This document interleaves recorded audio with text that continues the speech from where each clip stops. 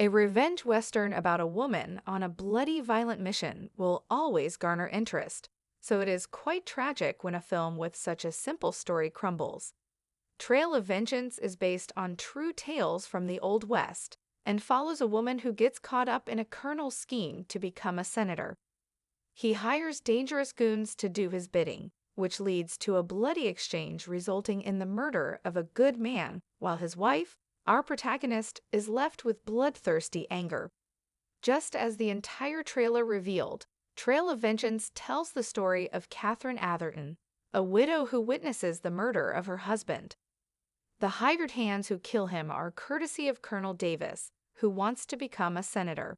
He desires to hunt down a group of men who participated in the Civil War and who know of his bad deeds during that time. Caleb, Catherine's husband, leaves instructions in the event of his death, which leads her to John Scobell, who tries to help the enraged Catherine the best he can.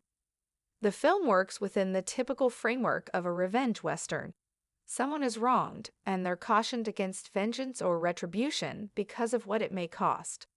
The headstrong lead won't rest until they get the bad guys, and, inevitably, a shootout ensues with the good emerging as victor. They're usually no better off than before, though. For such a basic framework, it's amazing how many attempts result in failures. Trail of Vengeance is simply boring because it doesn't put effort into endearing us to Catherine. It plays with a very interesting yet underserved substory about the Pinkertons and the Civil War. Rumor Willis does well enough as the hurt, vengeful wife, but she is not helped by the lackluster script and generally poor direction. Instead, we have a tolerable actress reciting boring lines in a dull film with little to no passion. At no point did I think she was the problem, but without better direction, she bears the burden of the film's failures. Willis is overshadowed by a far more interesting story about Pinkerton agents going undercover on the Confederate side. The atrocities they speak of and the mission they had carried out are infinitely more interesting than the story of a lone woman seeking vengeance. The two could have been melded into one, with Willis Catherine being in on the mission from the beginning, and not an outsider who just happens to get caught up in this mess. Everyone else in Trail of Vengeance is either giving too much or too little. Again, it is not really their fault, as the script is poorly written and executed by the director. The story of a wannabe senator trying to wipe out the Pinkertons for his political ambitions is as compelling as any Western, but it is undone by poor characterizations, the revenge plot taking up more space, and weak acting all around. Benga Akinagbe is the only one who seems to get by unscathed as Catherine's reluctant ally, as his performance is a bit more well-adjusted to the film's tone. Trail of Vengeance has good intentions. Feminist westerns have been popping up more frequently in recent years to varying results.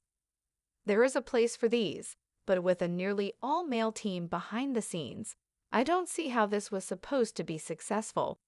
So many great stories about women taking charge are undermined by writing and directing because a woman's perspective isn't even in the room to begin with.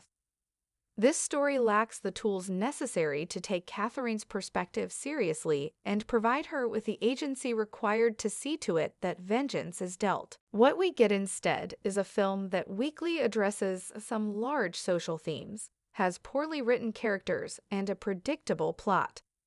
The gunfights don't get the excitement going, but they serve their purpose. The film looks fine, but there's nothing particularly amazing about the cinematography and overall design, though it certainly feels like a Western.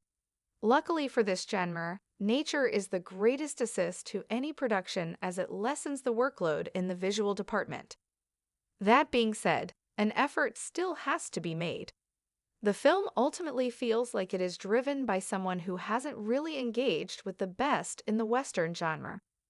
Trail of Vengeance is undermined by the fact that a feminist Western cannot succeed without women having meaningful influence behind the scenes.